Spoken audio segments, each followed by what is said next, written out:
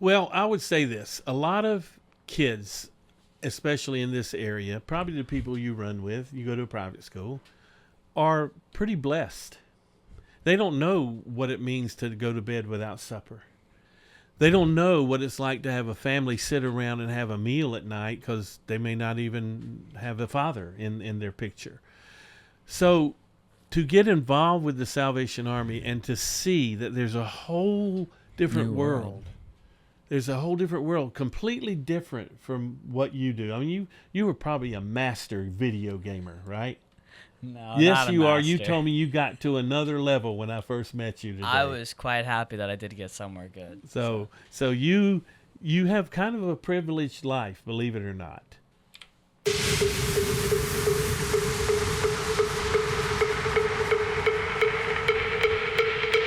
Ladies and gentlemen, boys and girls, babies in their diapers, welcome to the Tiberius Show with your host, Tiberius Boy. That's me, Tiberius.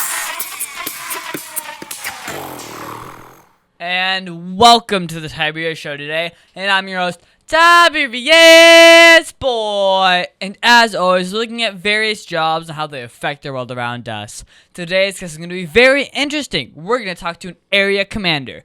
Do you know what an area commander is? Well, I think I have an idea. But you know what? Let's just talk to this guy and find out. Let me introduce our next guest. The one, the only, the amazing Major Ken Chapman. What a great intro. Nobody's introed me like that before. Thank you. Well, thank you. Okay, so you are listed as an area commander, but not in the U.S., but the Salvation Army. Can you explain to my listeners exactly what do you do? Yeah, so the Salvation Army was founded in 1865. So that makes us pretty old. We're in 137 countries around the world globally. And it was started as an international movement. Our mission is to preach the gospel of Jesus Christ through serving suffering humanity. We love inclusively and we serve without discrimination. So we help people with social services. We give shelter to people, rent and utility assistance, housing for seniors, a lot of homeless work that we do here in Orlando. And I'm the area commander that kind of oversees a staff of about 75 that does that in Orange and Osceola counties. Nice. So what got you interested in working in this field? I mean, did you always want to work in the Army? Well, I am what they call a fourth generation salvationist. I was born into the Salvation Army.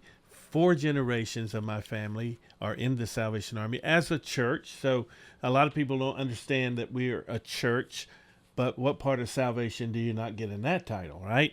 And so I was a member, born and raised, went through all the Bible studies and learned how to play an instrument. We teach music instruments to people when they're 7 years old. And 16 years ago, I had this crazy life. I taught high school band and theater for 10 years, have 3 degrees in music education and in conducting. And then I had my own production company, Creative Events International. I produced Olympic ceremonies in Barcelona, Spain, and in Atlanta, and did a lot of live shows for TV. And then the Lord called my wife and I into full-time ministry of the Salvation Army, and we came in as auxiliary captains in Jackson, Mississippi, of all places. And we were moved to Tulsa, Oklahoma, and we've been the last 7 years here in Orlando. So Nice.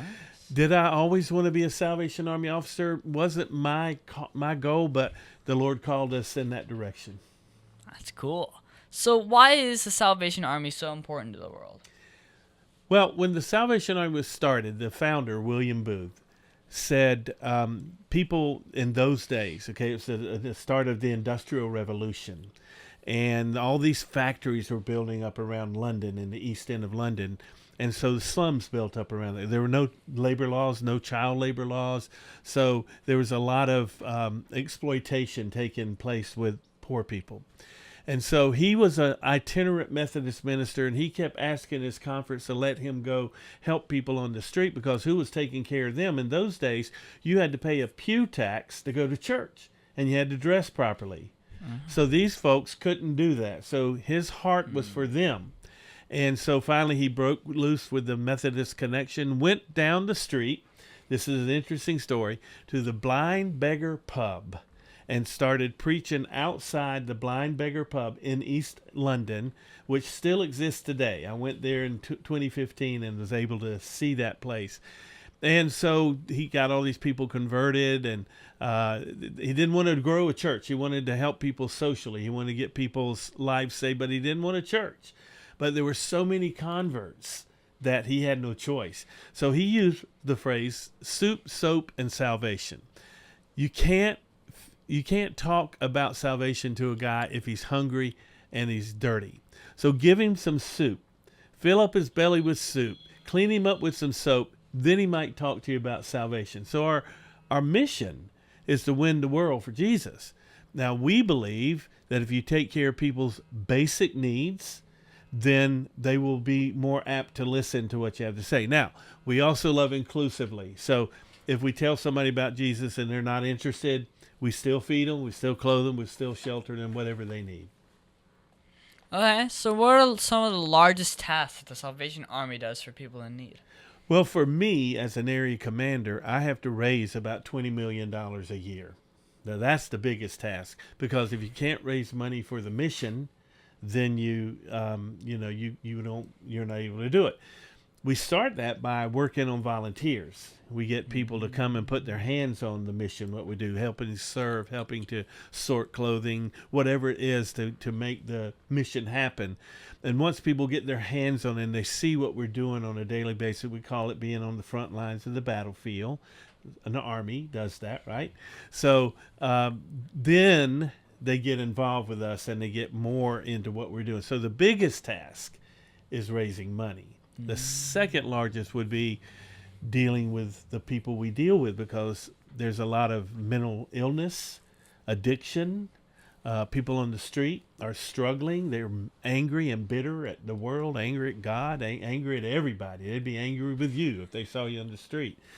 But when we have to overcome those obstacles to let them know we do care, we want things to change, we want things to be better in their lives. So that's the biggest obstacle with the people themselves.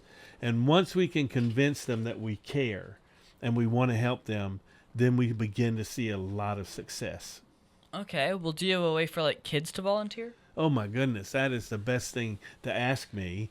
We have a women and children shelter. We have a men and veteran shelter. We have 2 towers, the William and Catherine Booth Towers, where there are 319 elderly who live there for an average of about $237 a month, all inclusive. Wow. Isn't that amazing? And so there are numerous opportunities for kids to get involved, helping kids who are in a shelter. We throw birthday parties. We have Taco Tuesdays, and we'll have Happy Meals on Saturday. And then with the elderly who would love to be around young people, we play bingo and games and do a lot of things with them and bring, little prizes that don't really cost much, but it means a lot to them. So there are numerous opportunities for young people. Okay, so did you travel all over the world like in the U.S. Army? Yes. When you sign up to be a Salvation Army officer, a man and wife do it together. You can do it single too, but if you're a married couple, because once you sign up as a Salvation Army officer, they can move you any place, anytime, anywhere, and you have no say-so in it. As a matter of fact, next week, the moves, what we call the moves, they go out, the new appointment list. And so there will be people that may be in Conway, South Carolina, or even Orlando, Florida, that could be moved even to Ukraine or Germany or UK, or mission fields in the continent of Africa. The country of Kenya is growing like crazy with the Salvation Army. So, and I have been to several places in my officership, to the Ukraine. I taught music in Portugal. And in France. And so, yes, we get an opportunity to travel a whole lot. Wow, that's cool. So what is one thing you think kids should know about working as an area commander? What they need to know is that it is a sold-out kind of life. I'm not bragging and I'm not complaining, okay? I normally work 12, 14-hour days. Sometimes at Christmas it's 18-hour days. And so it's a commitment. It's a lifestyle. And there are many times I've gone home and taken my uniform. I'm very rarely out of my uniform, but put on my T-shirt and my shorts. And I get a call. We have a problem in the shelter, or we have someone that needs to be visited in the hospital. And I have to put my uniform back on. It could be 10 o'clock at night. Sometimes it's 3 o'clock in the morning. Or hurricane comes, a tornado comes, and we go and get our disaster work out there, doing our disaster relief. So it's a total commitment. It's not just a job. You work 9 to 5, you get a paycheck. By the way, let me tell you what our paycheck's like. My wife and I don't mind telling you, my wife and I together, combined, get an allowance of $30,000 a year. So that's $15,000 each. Now, they provide our housing and our cars because they can move us at any time and we can't be tied down. So that makes sense, cultural sense. But we have to be prepared at any time. It is not a job that we took for money. It is a commitment to a lifestyle. It is being sold out to helping others, people who are in need. And the days that I sometimes get discouraged, like, headquarters doesn't approve something I want done, or having a hard time getting something through the system. And then somebody comes to our door and says, I knew if I could make it to the Salvation Army, I knew I'd be okay. So those are the days that encourage you and keep you going. Mm-hmm. Now, here's just a good time to take a quick commercial break. Let's hear a word from our sponsors. So you want to make an ad for your company, right? Yeah, Tiberius, you want to help me? Okay, so what's the name of the company? PPWND. PP what? Professional Pressure Washing and Detailing. So you like clean driveways? Yeah, like that. We pressure wash commercial buildings and semi-truck and trailers. So how would someone get a hold of you? They can visit my site at ppwnd.com or call me at 407-900-7793. So I just tell them to call you at 407-900-7793 or visit ppwnd.com? Yeah, Tiberius, you got it. Cut, that's a wrap. Just use that. Oak Ridge Gun Range is a family-oriented shooting range that has been in business for over 30 years. They specialize in basic firearm training and offer numerous services such as consignments, gun trades, gunsmithing, and concealed weapon classes. I even got my training for gun safety at Oak Ridge Gun Range. Great customer service, and firearm safety is what they do best. So find out more at oakridgegunrange.com. And we are back here talking with Major Ken Chapman. Ken retired from being a music teacher to be a producer for the Olympics. Yeah. You gotta tell me more about this story. Well, I was a high school band and theater director. And my mother got ill. She was dying with cancer. This is a long time ago. You weren't even thought of then. And I was in the right place at the right time. So I'm finishing my master's degree at Georgia State. I have degrees from Armstrong State College and University of Georgia. Marched in the Redco band. Go Dogs.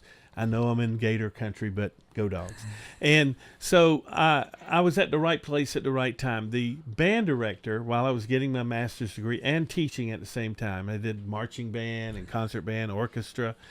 The band director or director of bands at Georgia State got MS to the point he couldn't conduct. So they came to me and said, while you're working on your master's degree, would you teach the band and conduct the band? If you do that, we'll accelerate your master's degree, and we'll give you a double master's, one in music education, one in conducting. So I said, let me think about it. Okay. Because it was a great opportunity. So I got college teaching experience, got to accelerate, got a master's degree much faster. Oh, wow. and an extra one, bonus to go.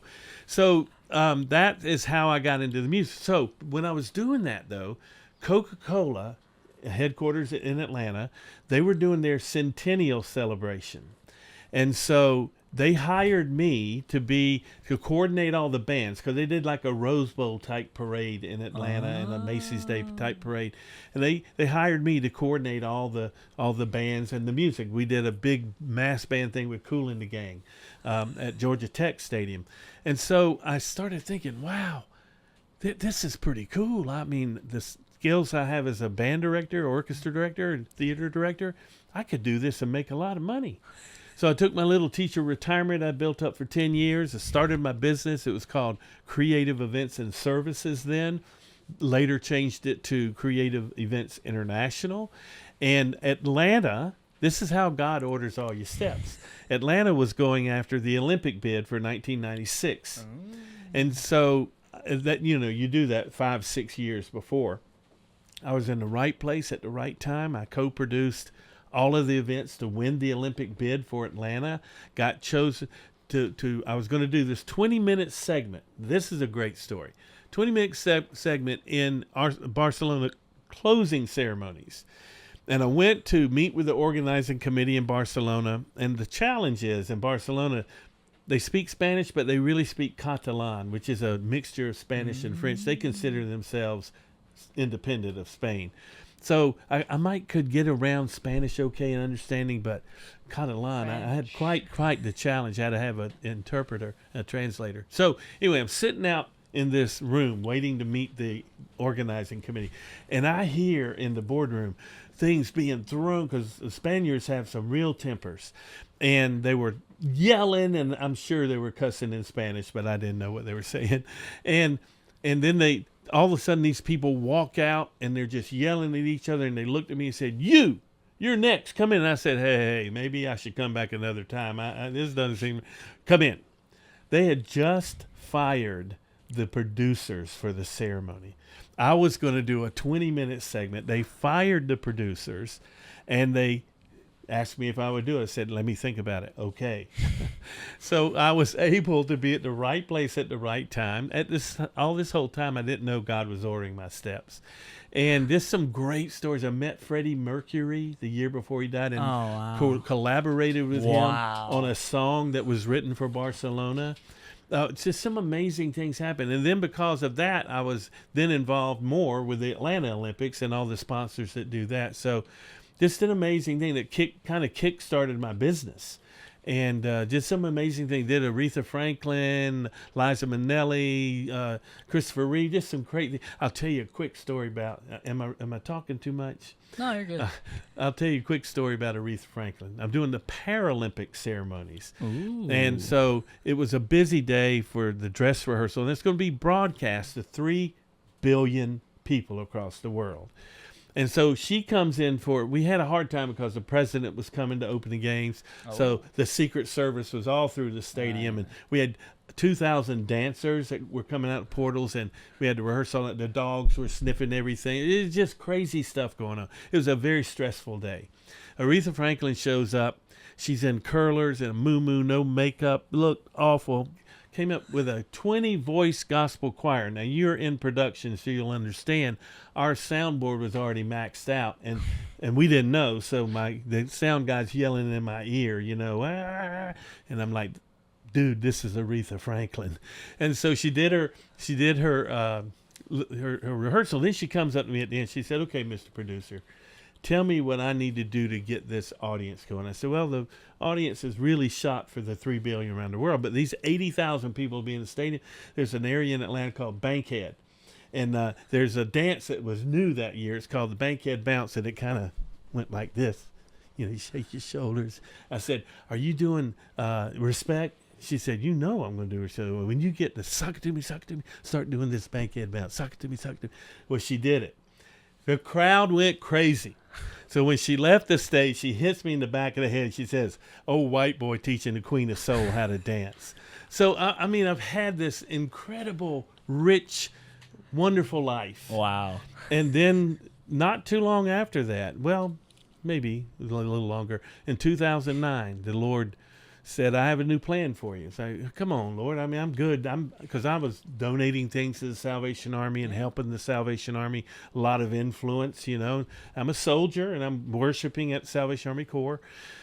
And the Lord said, no. I said, come on now, because I'm creative, and I'll be they'll put me in a box, and they'll just want to suffocate me.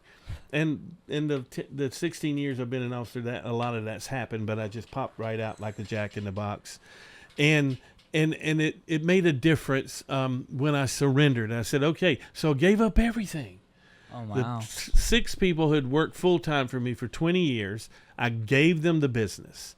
We had a big house, and it was like a $700,000 home back when $700,000 was $700,000. and we gave it to we only owed like $150,000, gave it to a couple who fostered kids who needed a big house. And we left everything, and we went to Jackson, Mississippi, and 16 years later, haven't turned back. I mean, it's just been a whirlwind all since then. So we gave up what we had. My wife, she was a HR director for the Georgia's largest school system, and she left that. And so all those crazy things, Tiberius, all those crazy things we did, the whole time the Lord was preparing us for this job. Wow. And I thought I'd miss events when I got into this job. I just started doing a lot more events, and they were, raising money to help people. Wow. So it's been a great life, and God's blessed us through it all. Yeah. So, Ken, why should a kid in school right now think about growing up and becoming an area commander? Well, I would say this. A lot of kids, especially in this area, probably the people you run with, you go to a private school, are pretty blessed. They don't know what it means to go to bed without supper. They don't know what it means to not be able to go to the doctor when you have a problem. They don't know what it's like to have a family sit around and have a meal at night because they may not even have a father in their picture. So to get involved with the Salvation Army and to see that there's a whole different world. There's a whole different world, completely different from what you do. I mean, you were probably a master video gamer, right? No, yes, not a you are. You master. told me you got to another level when I first met you today. I was quite happy that I did get somewhere good. So you have kind of a privileged life, believe it or not. And there are so many people here who don't, the people we serve on a daily basis, they don't have that. And so for your generation to get involved, to put some hands on, maybe serve a meal, maybe help us when we distribute clothes on the street, just get an idea of what that looks like, what the other side is. And I promise you, once you get involved, you will want to stay involved because it is, I will say I've had a lot of hard days as an area commander, but it has been the adventure of a lifetime. Okay. Well, on that note, let's take a quick break to pay some bills. The Tiberius Show would like to thank one of their dedicated sponsors, Custom Designs Orlando. These guys are on Mills Avenue and do all sorts of stuff, ranging from photo ID badges, engraved signs, custom braille ADA signs, vinyl lettering to trophies and awards. The cool part about Custom Designs is they can ship products all over the United States. You can reach them at 407-898-0373 and tell them that Tiberius sent you. Over 40 years, Lighthouse Central Florida has provided education, independent life skills, and job training to thousands of Central Floridians who live with blindness or any degree of vision loss. Whether it's picking out clothes in the morning or just moving around your community and serving Orange, Seminole, and Osceola counties, contact Lighthouse Central Florida at 407-898-2483 or visit them online at lighthousecfl.org. And we're back here with Major Ken Chapman, two-time Teacher of the Year. Wait, what? Well, strange things do happen. During my teaching career, I was a popular band director because we were winning all the competitions we went to. We had a lot of fun. I was single at the time, so my whole life was devoted to that. And so I had some pretty smart students that played violin and played in the band, and so I worked very closely with them. And twice I was named Teacher of the Year, and didn't give me a bonus or anything, but they gave me a nice plaque. But it was a nice honor. Okay. Now, I know you from Rotary. Does being a member of Rotary help your job as an area commander? Absolutely. What an incredible question that is. The Rotary, I have been a Rotarian for 38 years, and I've been all over the place when I've been doing this, and every club is different.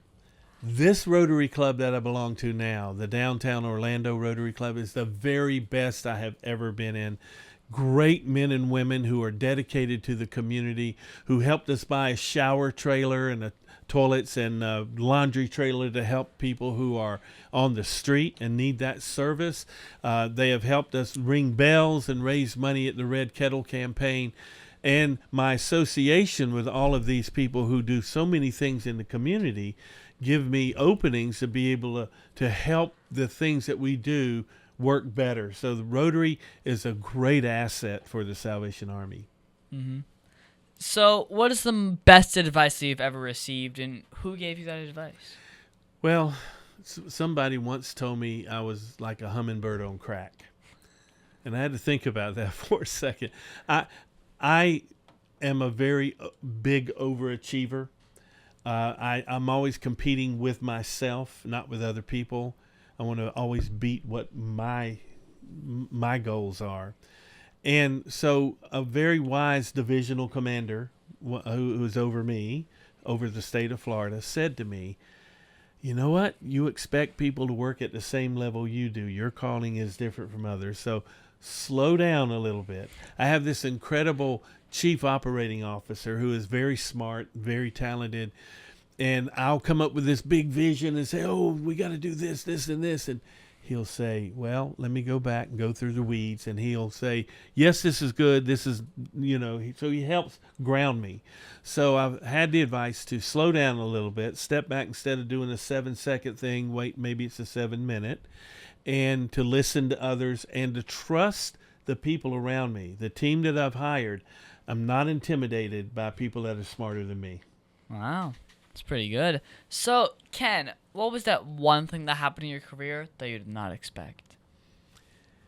One night I got a call, and there was a woman in her car with 5 kids and a dog sleeping in her car. And it really hurt me. So I got up, put my uniform on, went out, got them into our shelter, got them food and things that they need. And the next day, as they were leaving, the father figure was out there, and it was domestic violence.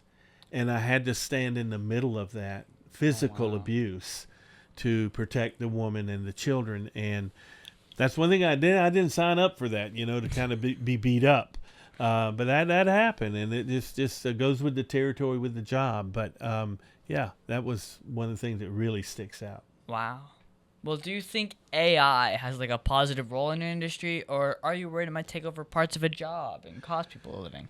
Well, for every job that technology takes away, it adds 2 or 3 more, because somebody has to take care of the machines and the technology. So I don't think if it puts people out of business, it puts 3 or 4 more people in business. AI, I've been afraid of that a little bit. But I've been using it recently, and here's what helps me the most. When I'm writing a grant, like say I want a grant for housing, I'll ask AI, and I'll give them the parameters, and all of a sudden that is a ChatGPT. Yeah, that chat. I can't even say it right, but I use it, and it writes the grant for me, and it was incredible. So what I would spend 8 hours doing, it was done in like 10 minutes, and it was very accurate because it takes in all of, as you know, all of the demographics of the community, and it will be a game changer for our mission. Okay. So what is the biggest mistake that you've ever made, and how did it change you as a person? I jumped too quickly to judgment. Somebody will say to me, well, so-and-so did so-and-so. And I immediately want to go and talk to that person. But what I've learned, because I've made some big mistakes, going to people saying, you shouldn't have done that. That was wrong. And I've learned to change the way I talk. For instance, if you said something that upset me, I would say, Tiberius. Instead of saying, you are a terrible person. You just didn't do that well. I would say, Tiberius, I want you to know how that made me feel when you said that or did that. That way I'm pointing it back to me. So the biggest mistakes I've made is not waiting to hear both sides of the story. In our business, people come to our doors and they can tell you some fantastical stories, and you don't know what to believe. So you have to look at all sides. There's the one side, the second side, and then there's the truth. So there's really three sides. So I've had to learn to step back and not be so judgmental right off the bat. Okay. Well, is there anything else you think my listeners should know about you and what you do? Well, my wife and I, Major Jesse Chapman, we are sold out to this mission of the Salvation Army, but we're sold out to this community of Orlando. We want Orlando to be a game changer for the country in the way we deal with homelessness and people who are down on their luck. So we want to bring hope. So my job every day is to get up out of bed, go to the edge of the sea, let God part the waters. Because if I don't go to the edge of the sea, why would he part the waters? And to find a way to make it better, to make life better for the people who are on the streets of Orlando. That's my desire. Okay. Well, do you have a Facebook or a website for my listeners who want to follow you? Yes, we have SalvationArmyOrlando.org and SalvationArmyOsceola.org. We have an app as well, and the website will direct you to that. That app is updated on a regular basis, and you can find out anything you need to know about the Salvation Army. If you want to volunteer, you can do it online, and our Director of Volunteer Services is an incredible man who will get you engaged right away. Okay. Now, what do you think is that one question that you think I forgot to ask you? Well, I'm retiring on May 30th. So you should ask me, how does it feel to walk away from active service? How does it feel to walk away from active service? Very bittersweet. There are people I've had great relationships with that I will miss greatly. But there's more. We're going to take about 3 months off in the summer, but in September, October of this year, we're going to start the North Georgia Mountain Mission of the Salvation Army. It's in Appalachia, at the beginning of the Appalachian Trail, so there's plenty of need. Half the tags up there from Florida, so it's people who already know me. They send me on TV pitching the Salvation Army. So we have a built-in donor base. Nice. So we're going to not work as hard as we do here, but we're going to do that in our retirement. Okay. Well, thank you so much, Ken, for being my special guest. Can you stick around for Math Corners? Absolutely. Aw, Dad, my computer's slow again and I can't play my games. Call Your Computer Solutions today, and we will scan for viruses and clean that computer up remotely and make it fast again. Our phone number is 407-826-0810. Thanks, Dad. My computer's fast again. Now I can do my homework. Thanks for calling Your Computer Solutions at 407-826-0810.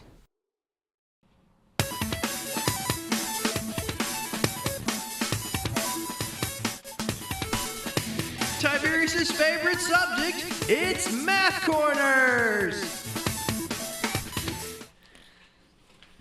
And now it's time for Math Corners. Thank you, Ken, for helping me with Math Corners. And this week, we're going to do some more multi-step word problems. My dad is always good at finding problems for me to solve. And today, we are going to talk about disaster relief. Ooh, okay. So after a wildfire, the Salvation Army is organizing volunteers to help families in need. On average, each volunteer can assist 6 people per day by providing food, water, and supplies. They need to be able to help 1,200 people within a week. So how many total volunteer work days are needed in order to assist everyone? And how many volunteers will they need if the work has to be completed in 4 days instead of a week? Well, when it comes to a wildfire or a hurricane, which we're very familiar with here in Orlando, we need, depending on the number of people we're serving, we need at least 75 volunteers a day, each day, and we ask people to commit for a 2-week deployment. Well, this is a math problem. You do the math on that. I'll go ahead and do the math on this one, but that's pretty cool. Times 14.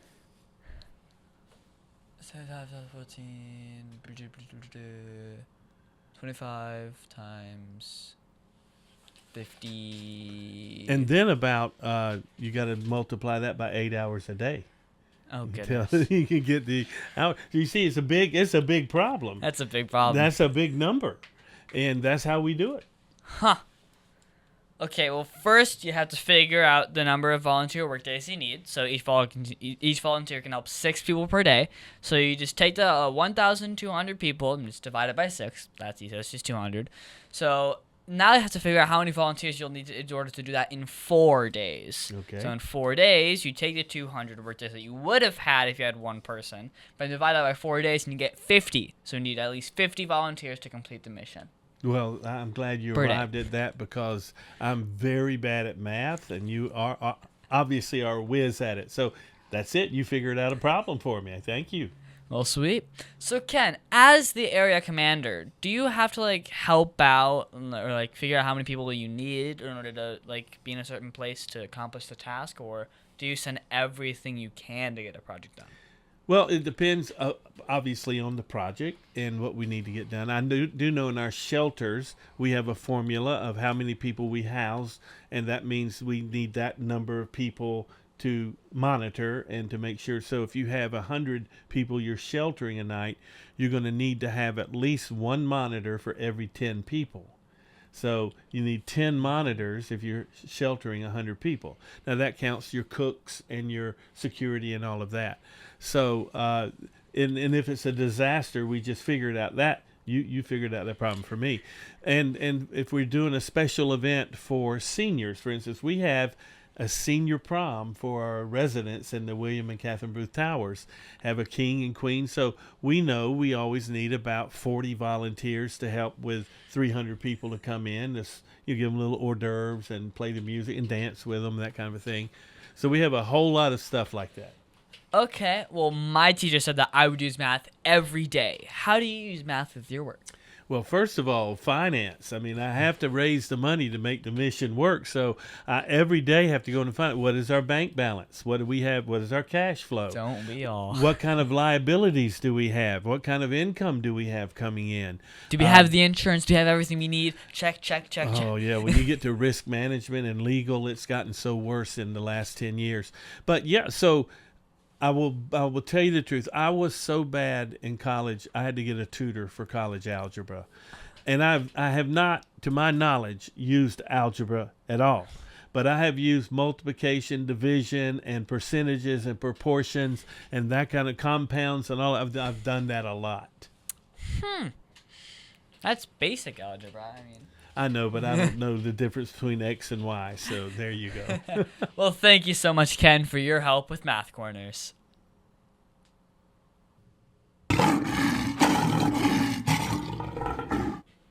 And now it's time for the Heart of the Lion. As you know, we talk about the qualities of living by the Heart of the Lion, which stands for leadership, integrity, obedience, and nobility. This week, we're going to talk about nobility. For me, I think nobility is remembering we are God's special possessions and acting in a noble way, showing courage and honor. The qualities of nobility are goodness, virtue, honor, generosity, and selflessness. A bit ago, I got to see the Salvation Army in action. There were people serving food and helping other people. Most of them are volunteers, which means they are not getting paid. I mean, they don't have to be there, but they were being selfless and generous with their time just to help other people. I mean, they were treating everyone with respect and dignity, and this is a great example of what nobility really means. So, Ken, did you see or use nobility at all this week? I see nobility every single day. I like what you said when you said we're all God's special people, because God has your picture and my picture on his refrigerator in heaven. And you cannot live life for yourself. In 1910, our founder wanted to send a message to all of his officers around the world, and then we were maybe 70 countries. And you know that then you didn't have a cell phone, you wouldn't know that, but only thing he could do was a telegram, and the telegram cost by the letter, so he didn't have much money. So he sent one word to his officers: others. And it spoke volumes. Others means we have to live our lives not for ourselves, but for others. To me, that is nobility. When someone gives up their Saturday morning to ride with me to 3 different locations, 250 people, give them clothes and food, that's nobility. Nobility is shown when people give something of themselves to other people, because your life is not fulfilling unless you live for others. That's nobility, in my opinion.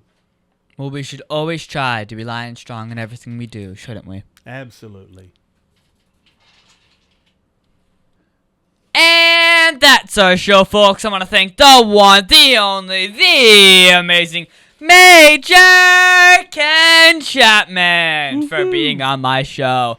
It has been so much fun talking to you today. I think we learned a lot about what it's like to be an area commander in the Salvation Army and all the interesting stuff that you do. Do you mind giving your social media or website again? SalvationArmyOrlando.org and SalvationArmyOsceola.org. You can go to our app and find more information than you probably want to know.